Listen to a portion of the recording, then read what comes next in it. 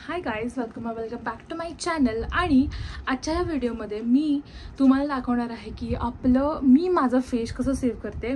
कारण की face shaving हा जो पॉईंट आहे ना, तो मला बेसिकली खूप जास्त आवडतो. आणि हा जो आहे, हे जे लेझर्स आहेत हे आहेत फ्रॉम DIY. आणि हे जे रेझर्स आहेत ते मी फर्स्ट टाइम ट्राय करणार आहे. मी नॉर्मल यूज करत होती, जे 20-25 रुपीजला भेटतात ते यूज करायची, पण आता मी हे वाले यूज करणार आहे. आणि हे फक्त मला 100 रुपीजला भेटलेत. ती पॅक ऑफ 3. आणि ह्याचं जे वरचं जे दिसतं ना, लाईक तुम्हाला मी ह्याचं एकदम जवळून स्ट्रक्चर दाखवते. आणि ह्याला इतकं छान पॅकेजिंग पण बघू शकता. आणि ह्याचे कलर्स पण किती प्रिटी आहेत. तर मी हा पहिल्यांदा ट्राय करते. हे बघा, ह्याला एक असं सेफ्टीसाठी नॉझल पण आहे.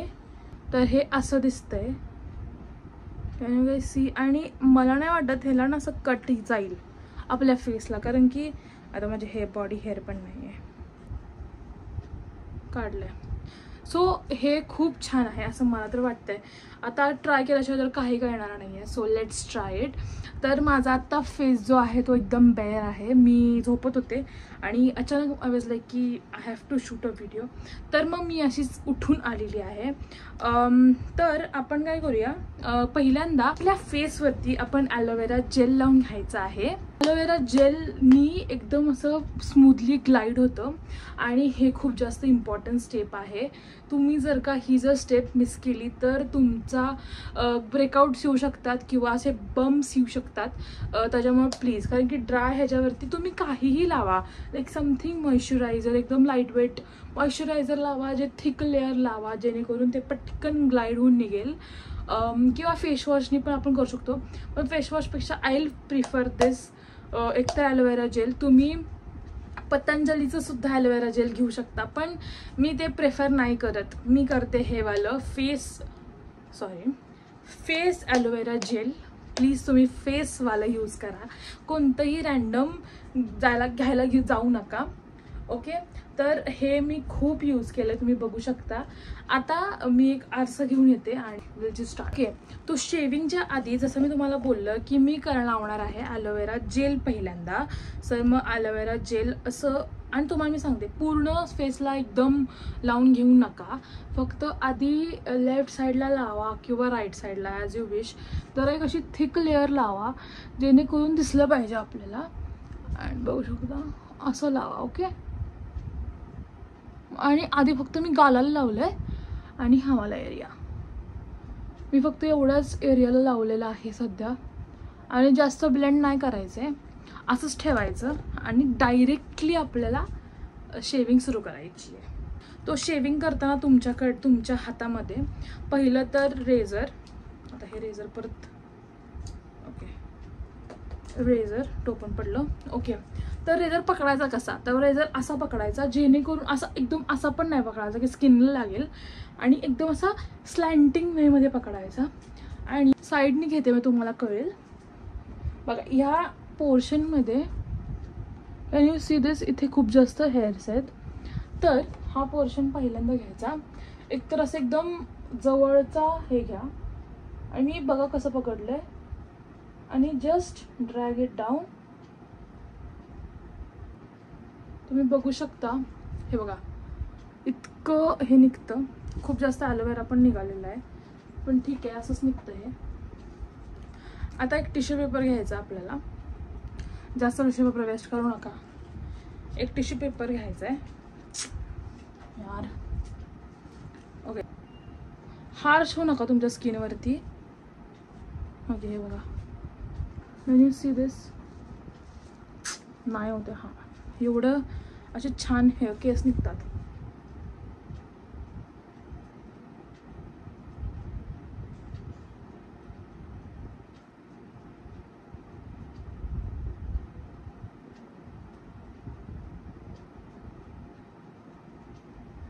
आणि तुम्हाला सांगते, मी आता जो एरिया केला, हा वाला एरिया, हा खूप जास्त सेन्सिटिव्ह असतो.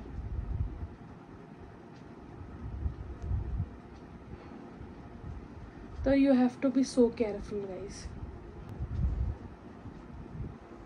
ओके, सो मला अप्पर लिप्स तर सध्या नाही आहेत, पण तुम्ही बघू शकता इकडचं फिनिशिंग आणि इकडचं फिनिशिंग काहीतरी वेगळं, लाईक थोडंसं डिफरन्स असं वाटतं.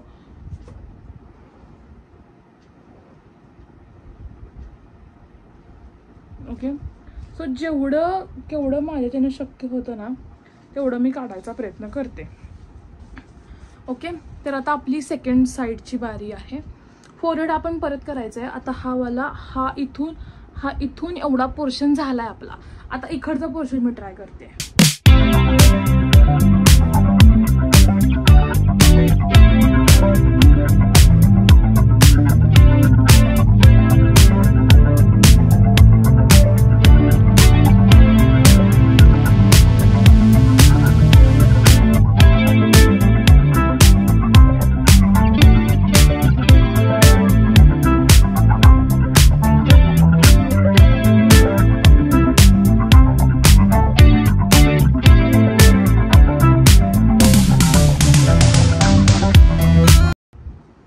तुम्हाला आता सवय नसणार ऑब्व्हियसली, तर तुम्ही काय करा, एकदम सावकाश करा. तुम्ही बघा ना, तुम्ही माझं पोझिशन तुम्ही बघा, मी कुठल्या पार्टला किंवा कुठल्या एरियाला मी कुठल्या वेमध्ये हे रेझर पकडते ना ते तुम्ही बघा.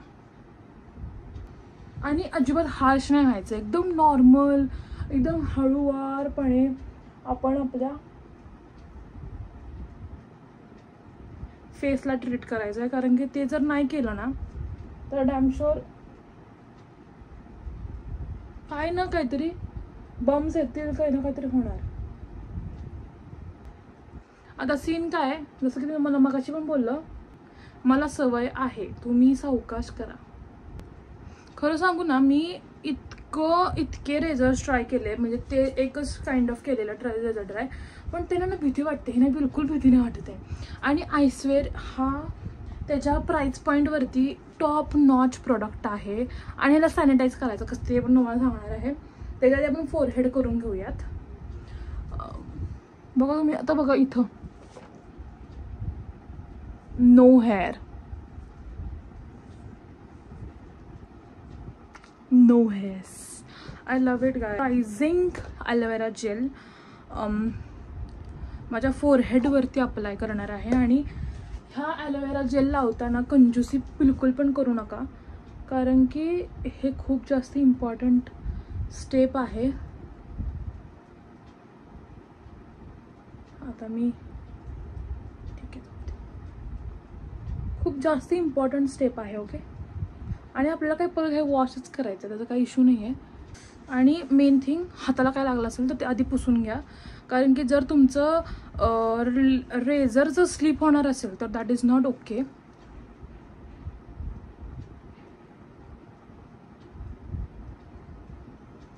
आणि हे काही काही जण आयब्रोज करतात, पण मला ते नाही जमत.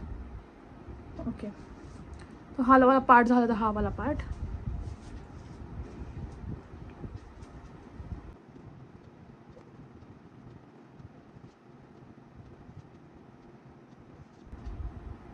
फक्त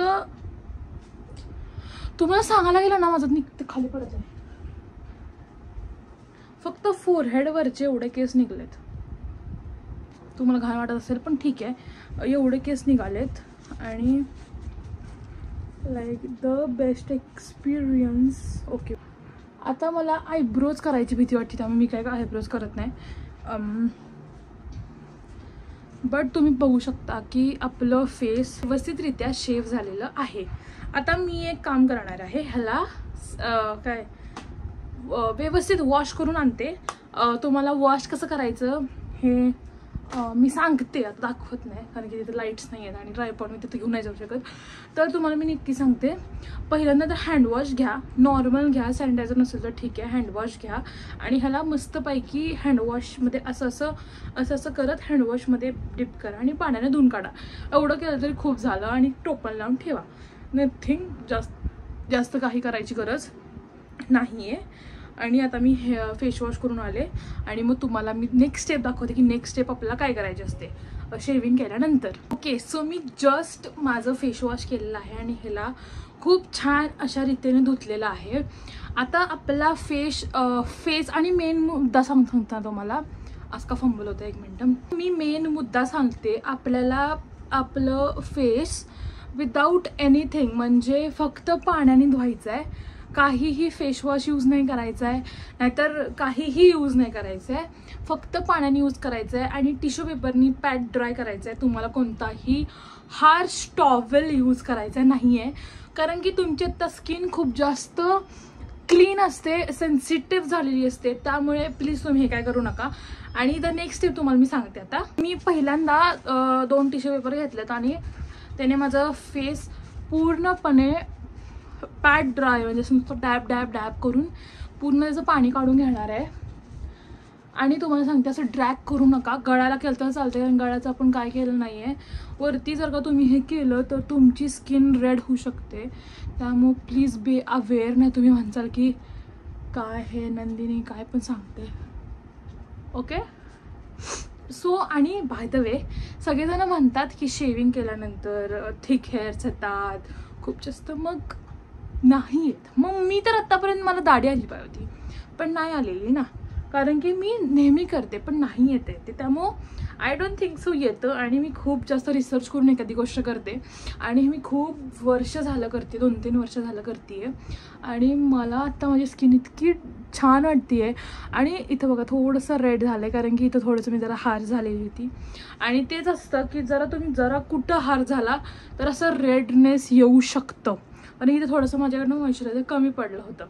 आता नेक्स्ट स्टेप आहे आयसिंग. तर आयसिंग करायलाच हवं. जर लोक बोलतात की आयसिंग काय करायचं आहे आणि काय नाही होत आयसिंगने, तर मी खरं सांगते तुमचं जे काही ब्लड सर्क्युलेशन आहे ना ते पूर्ण तुमच्या फेसवरती येतं जेव्हा तुम्ही फेसला आईस लावता. आणि आता तुम्ही शेविंग केल्यामुळे तुमच्या फेसचं पूर्ण सेन्सेशन खतम झालेलं असतं. तुम्हाला जास्त काय वाटतच नाही की म्हणजे आपण लावलंय किंवा फेसला. थोडंसं वाटतंय, जास्त नाही वाटत आहे. तर पाणी गळतंय जराशी, तुम्ही काळजी घ्या की खाली गळतं टाका.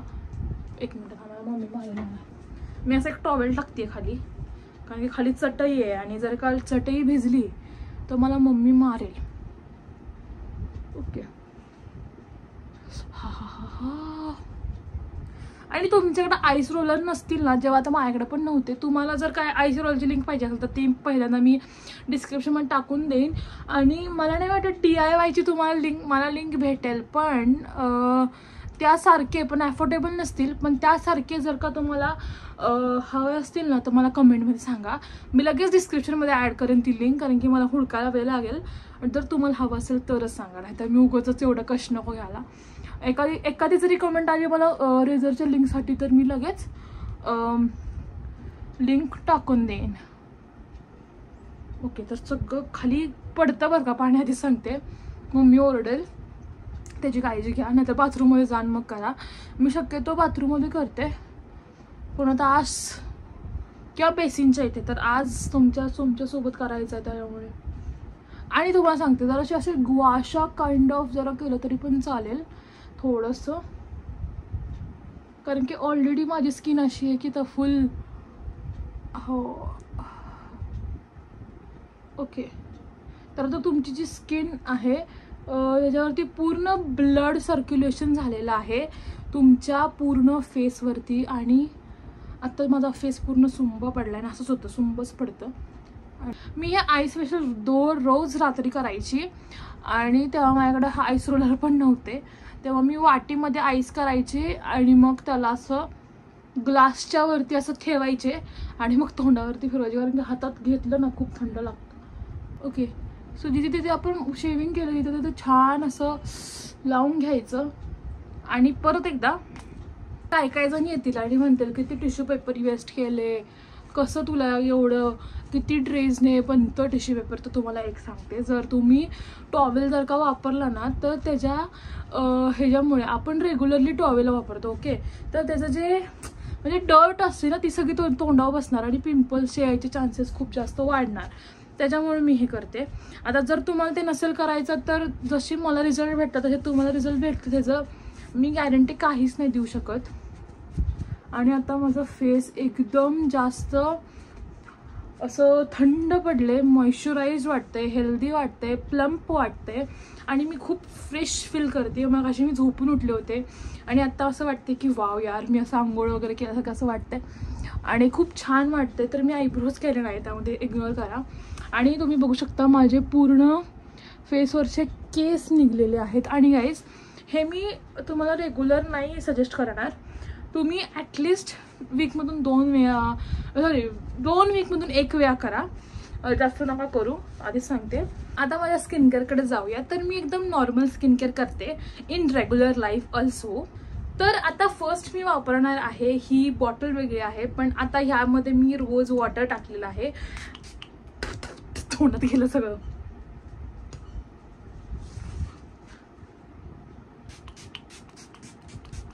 ओके, तर मी हे रोज वॉटर वापरलं ॲज मिस्ट. आता मी तोंडावरती काहीच नाही आहे, त्यामुळे तुम्ही आत्ता जे प्रोडक्ट लावचाल ना ते खूप छान ऑब्झॉर्व होतात. ओके, थोडंसं मी रफ केलं, थोडंसं ड्राय व्हायला ठेवून द्या. नंतर मी लावणार आहे कोणतंही जेल मॉइश्चरायझर. माझ्याकडे 2 आहेत. एक आहे ही इमोलिन आणि दुसरं आहे हे ॲक्वालॉजिकाचं इल्युमिनेटिंग हायड्रेटेड जेल मॉइश्चरायझर. तर मग मी आता इमोलिन लावते कारण की माझे खूप स्किन ड्राय आहे. तर मला असं नको आहे की आता मी केस काढलेत, शेव केले आणि अचानक खूप ड्राय झाली स्किन, सो मला ती नको आहे, त्याच्यामुळे मी हे लावते. थोडंसं थिक आहे ॲज कम्पेअर टू दिस. तुम्ही तुमचं कोणतंही आवडीचं मॉइश्चरायझर्स लावू शकता आणि मी थोडंसं जास्तच क्वांटिटी घेतली आहे आता, कारण की मला असं बिलकुल पण नको आहे की माझी स्किन ड्राय होणार आहे. तर मी खूप जास्त क्वांटिटी पण नाही घेतलेली, नॉर्मल क्वांटिटी आहे आणि ते मी गळाला पण लावते आहे.